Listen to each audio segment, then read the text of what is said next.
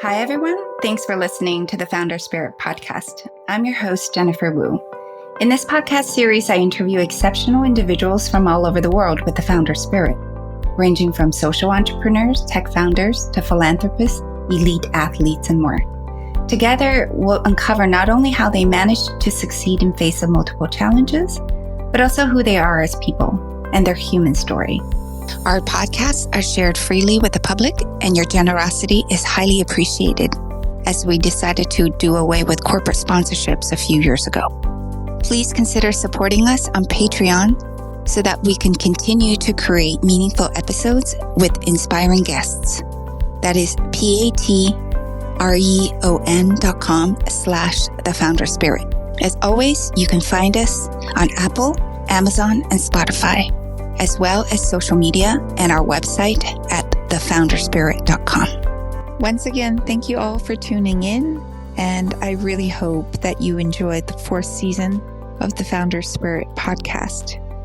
If you'd like to hear a little bit more about my key takeaways from this season, some of the personal challenges that I had to overcome, and what I think of the accelerating development of artificial intelligence, feel free to listen to this season's wrap-up conversation with my friend Ingrid. Hi, Jennifer. You've just finished season 4, and once again, we've been treated to an amazing list of guests. How have you experienced this season? From your perspective, what has it been like? First of all, Ingrid, thank you so much for doing this again with me. I always really enjoy doing this end of season wrap-up with you because it allows me to reflect on the work that I've been doing the last year. How did I experience this season? As you know, there's been quite a bit ups and downs in my life in the past year. As I've decided at the end of last year to launch a new venture, one of the questions that have come to me is whether or not I should keep doing the podcast or if I should pause it. I've decided that I would continue, but maybe slow down the cadence. So instead of doing it every 2 weeks, I would maybe do it every 3 or 4 weeks. I think personally, there's always a bit of self-doubt when you're in the process of creation. For me, I find that I'm questioning sometimes, now I've done it for 4 seasons. Does it still make sense? Are the messages overdone? Is there a better use of my time? In the end, doing the preparations for the podcast guests and learning about their journey and then getting feedback from the audience keeps me motivated and keeps me going, which is also one of the reasons why I decided to continue. Although because I'm starting a new venture, I won't be able to be as prolific as I had been in the past. I hope that answers the question. Yeah, absolutely. So you featured 3 people who have made music their career. Is this a coincidence, or have you been particularly touched by music recently? And could you tell us also what you learned from these musicians specifically? Yeah, so for me, it's a pure coincidence. Now that you mention it, I actually had to go back to the podcast guests for the season. Yes, it's true. I've had 3 musicians. The season started with Songha Choi, who's a violinist. And we also featured Dana Leong, who's exceptional and 2-time Grammy-winning electric cellist, but he's really multidisciplinary. And the last musician I had on the show is Eric Genuis, who is obviously a composer and virtuoso pianist who plays in prisons for people on death rows and inner city schools and rehab centers. It was by pure coincidence that I had 3 musicians on the show. If I think about all the 3 people that I've had on the show, the theme's really around healing, how music can heal. And I think it's especially evident in the work that Eric and Dana do. Really inspiring. Yes, there are people that have been transformed by the music that they've played. So the lesson is, in addition to whatever therapy that you might be seeking, I think music can be very healing. It's good vibrations. Yeah, good vibrations. And also, I think music has a higher purpose than just entertainment. And that's quite evident in the 3 separate conversations that I've had. Mm-hmm. You seem to be pursuing your aim of exploring a life of the spirit yourself. And you actually interviewed this season a Buddhist monk and an ISKCON swami. Can you tell us which wise lessons will stay with you from those episodes? Well, I think it's very interesting. Obviously, Ramapada Swami is a spiritual guru, and Shoke, on the other hand, is a Japanese Buddhist monk. He's a monk entrepreneur. He's more secular. He has a family, kids. From Ramapada Swami, we talked a lot about love and gratitude and devotion, because that's particularly accentuated from the faith tradition that he comes from. Obviously, one of the things that really stuck in my mind is he said gratitude is the seed of love, and purity is what moves it in the right direction. And as you know, that I recently went to a bhakti yoga retreat, which I found to be very interesting. And bhakti, from what I understand, means love and devotion. And he emphasized a lot about putting God at the center of everything. Obviously, in the tradition where he comes from, it's Krishna. And you and I have been studying the Bhagavad Gita. We reflect, we interpret the text, but it's really more left-brained from an intellectual, maybe theological perspective. Definitely for you. But to experience what it means to lead a life of devotion and service, yeah, you'd have to experience it among the community. Yeah, you said that you were very struck by the joy. Yeah. Yeah, exactly. So I went to the retreat just for the day, but I left with a lot of joy and gratitude and a renewed sense of purpose. Interesting. I wanted to also talk about Shoke. Shoke translated the book Good Ancestor into Japanese, and we've had discussions of what it means to be good ancestors. And what he had said on the show is to be good ancestors means leaving a wider canvas for future generations.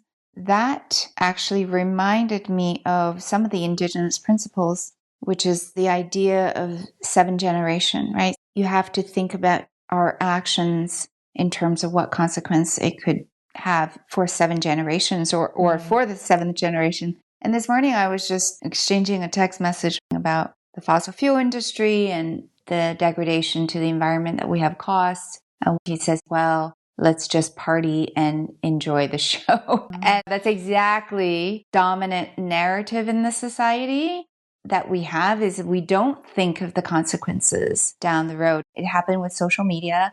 It's happening now with AI. So because we often live our lives in a very egotistical way, we don't think about what consequences am I creating for others. I mean, beyond our immediate family and circle of friends. And that is, I think, one of the reasons why we have all the problems that we have today. May it be social division or war and conflict. So that's one of the things that I learned from Shoke. One of the things that Ramapada Swami and I spoke of is also, so I happened to interview him in mid-March, and it was a couple of weeks after the war had just started in the Middle East. And I asked him to compare and contrast the battle in the Bhagavad Gita to what is happening in today's context, meaning today's war. And he said, and I think that this is something that most people need to think about, is that the battle on the Kurukshetra, which is where the battle took place in the Bhagavad Gita, is a battle about dharma. It's about restoring natural laws. Whereas in today's war, it's about ego. You know, we're not putting the natural law or the natural order or God at the center. The reason why we're fighting is because of ego and greed, and we want to claim more territories or destroy others. Gosh, I'm usually not this political, but okay. I guess this is where I am. I'm impressed that you're willing to venture into poetry. Yeah. Well, I'm not sure this is quite a segue, but I was going to ask you, because actually one of the defining aspects of your show's guests is that they are not just working for themselves, their ego, their money. They all have a bigger vision whether it's building bridges among people or working for conservation or peace or social change. So I guess that's like the founder spirit involves working for something bigger than yourself. Yes, I think it's not just the founder spirit, actually, is that I am learning to be of service. So it's more than just the podcast. When I started the podcast, we did the first trailer. We talked about what is the objective. Yeah. And I told you that it was to help other people, to get the lessons and the message out there that I've learned throughout my life. And it should be everything that I do with intention. Yeah. And I think everybody should strive to do that. Well, I know you've been developing a new venture, which also follows this pattern of working for something larger than yourself. So maybe you can tell us a little bit about Unity for Impact. Sure. So Unity for Impact is a Swiss nonprofit organization that I'm launching as we speak. It is a collaborative platform to mobilize funding across the capital stack by connecting qualified funders with high impact organizations, both nonprofits, but also for-profit social enterprises around the world. The initial focus is going to be on climate, nature, as well as education and livelihood. So it's an idea that came to me, I have to say, while I was doing the post-production of Jay Siraki's episode on the no-end philosophy, where he mentioned several times that the pathway of funding doesn't exist. The pathway of funding doesn't exist. And that really resonated with me. Of course, he was talking about something else, but having sat on boards of nonprofits for over a decade, I think that message really resonated with me because I understand from the social entrepreneur perspective that they often end up spending majority of their time fundraising versus building capacity and focusing on operations. So I think that inspired me. We will be running pilots for the next 9 months, and a lot of my own hypotheses will need to be proven out. Everyone seems to like the platform, and we'll see on the funder side if there's going to be any uptake. And also, how do we activate the community from an online perspective and also offline events? And how do we really connect people in this global community of impact? Sounds like a very exciting project and a lot of work. Well, yes, it'll be a lot of work. This is for sure just the beginning, and it'll take a few years to build up a curated community. So you've been doing all that while also seeing your kids off to university and breaking a leg. And Literally. Yeah. Exactly. Tell us a little bit about your personal challenges this year. Yeah, we became empty nesters as of last fall, which I feel like I transitioned quite well into because I had already seen it coming and I prepared myself for it. So I mourned the loss of having my children at home already ahead of time. Breaking a leg, that was tough. Did you see it as a spiritual lesson? I don't know. Maybe at times I had to motivate myself to think that way. But yeah, I had a ski accident. I fell in a very traumatic way. The doctors have compared my injury to Lindsey Vonn, though it's not as bad. But I have to say I'm recovered quite well. There was no damage to the knee. I just have to deal with a stiff leg for the time being. I got off crutches pretty quickly. I have to say at some point that I was holding on to a lot of anger and I had to slow down. Since the beginning of this year, I've been running a mile a minute, I would say. So you were forced to slow down. Yeah, the universe was just like, you need to take a break. And I think because I was really tired as well, I didn't get proper rest. That's also why I fell. I was speaking to a good friend of mine earlier this week. He's doing a new initiative and creating an institute for forest wisdom. But he said, it's coming along very slowly. And sometimes we have to learn that things may not unfold as quickly as you like to. So I think I just had to slow down. I had to take time out for myself. That's an important lesson. Sometimes when you're in the middle of everything, you just forget to take care of yourself. So making sure that one is centered, I think is really important. It's a good reminder indeed. We touched upon AI briefly already, but anyway, it's impossible to have a conversation these days without someone raising AI. So what's your feeling about the way the future is unfolding, and how do you think AI will affect humanity? Are you worried for your kids? Interesting you mentioned that, because obviously I recently released an episode with Michael Clark called Unlocking Human Potential in the Age of AI. He's also the author of the book called Our Moment. And I agree with him, because I do feel like that we're standing at the fork of the road, and the directions that we choose now, given the development of AI, can have consequential effects on humanity. If you look at from China's perspective, there has been law in place where companies cannot fire people due to AI. And you see quite the opposite that's coming from the US. And so Michael and I talked about really like, how do we put humanity at the center, where AI becomes a tool, it becomes an input, becomes a partner, a colleague maybe, but it is an input, not an output that we rely on. And one of the things that my classmate from business school, Alvin Wong Grayland, had mentioned is that we are taking two very different approaches, or China and US has quite two very different approaches, because the American labs are really looking to develop the next pioneer model to replace cognitive labor market, which is a $30 trillion market, which is also now why you're seeing just huge valuations in AI. Whereas the Chinese models are smaller. They're looking to build sovereign AI models, meaning a specific company or specific country can have their own AI model that's adapted to their own data and circumstances.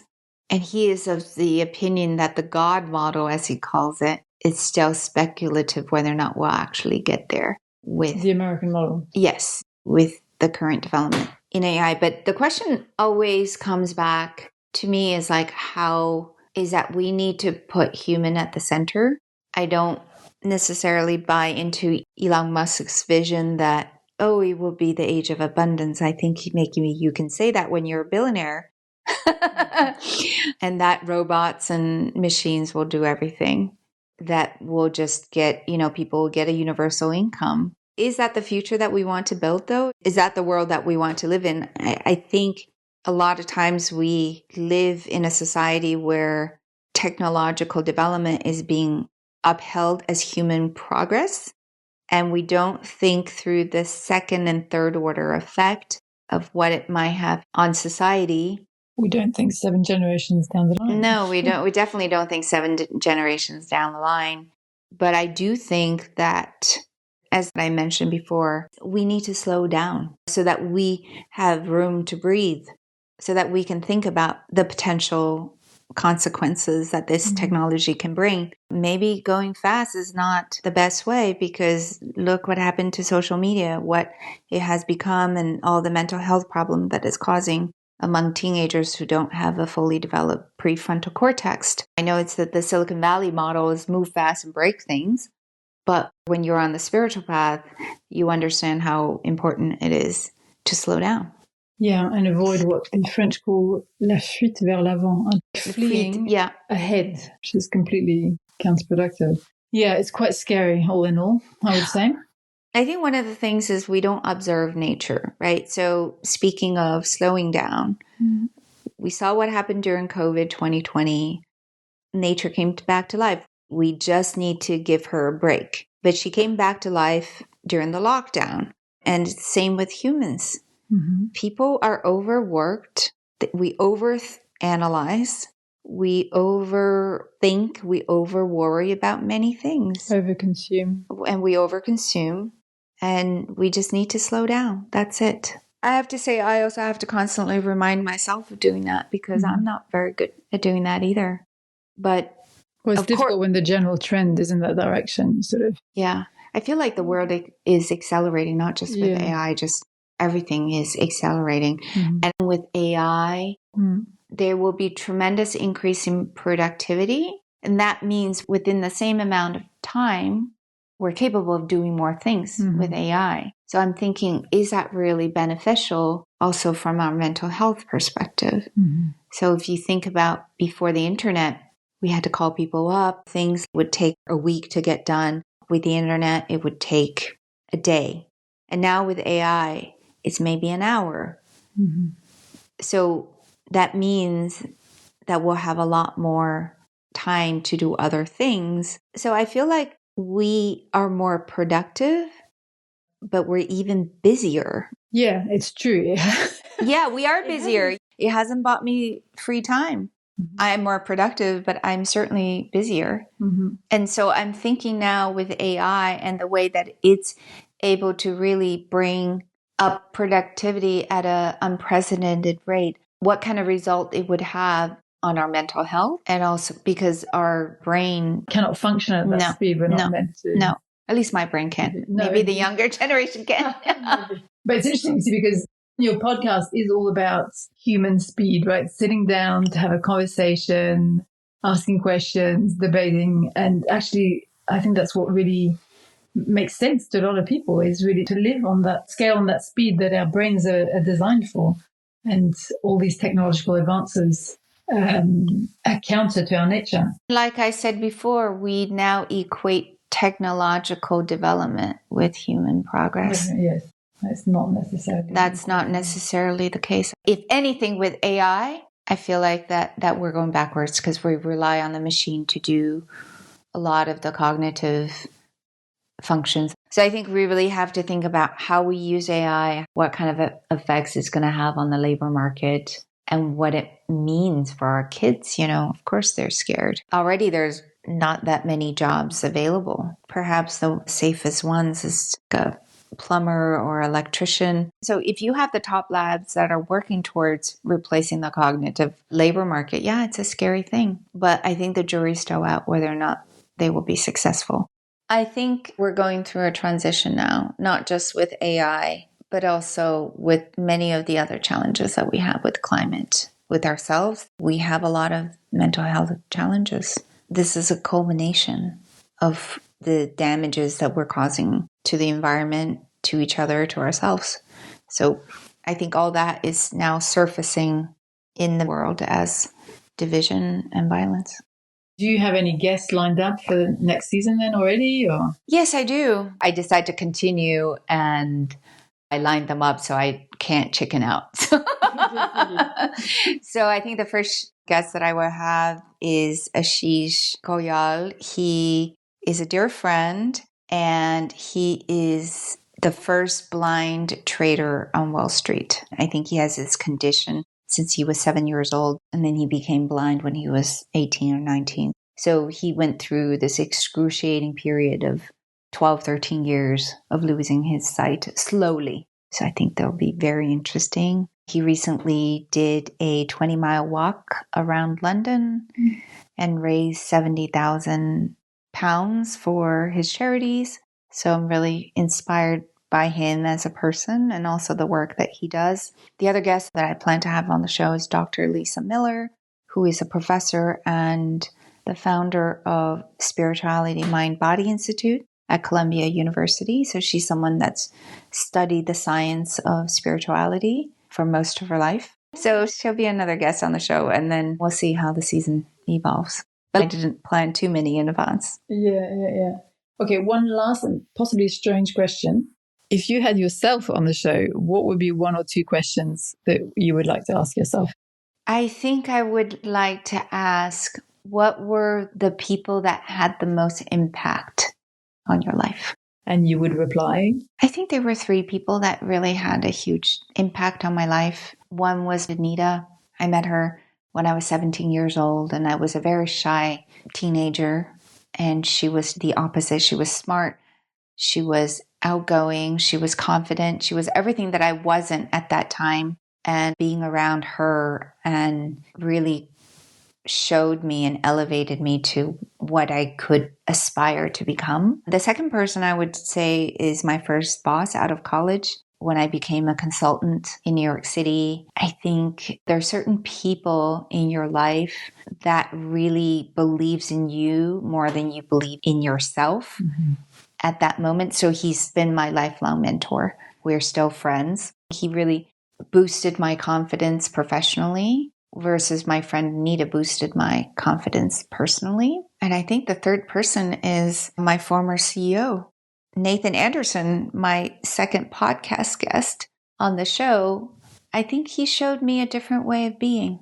When we work together, we often face the same challenges, but he had a different way of looking at these challenges. And he had the confidence that things would evolve and it would work out, that he never took these challenges as something that was fixed, but he took it as something that was fixable. It was a different state of being. He was obviously optimistic. I mean, you have to be as an entrepreneur, but he saw beyond the problem at hand.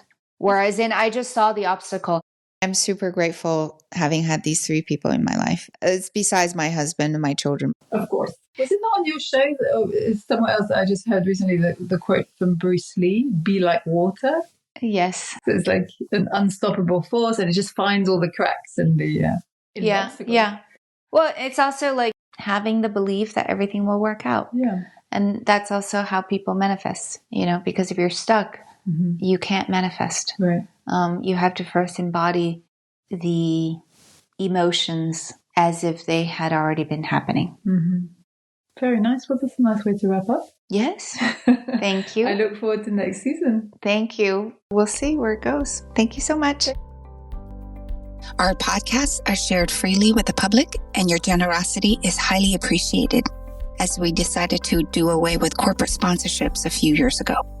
Please consider supporting us on Patreon so that we can continue to create meaningful episodes with inspiring guests. That is patreon.com/thefounderspirit. As always, you can find us on Apple, Amazon, and Spotify, as well as social media and our website at thefounderspirit.com.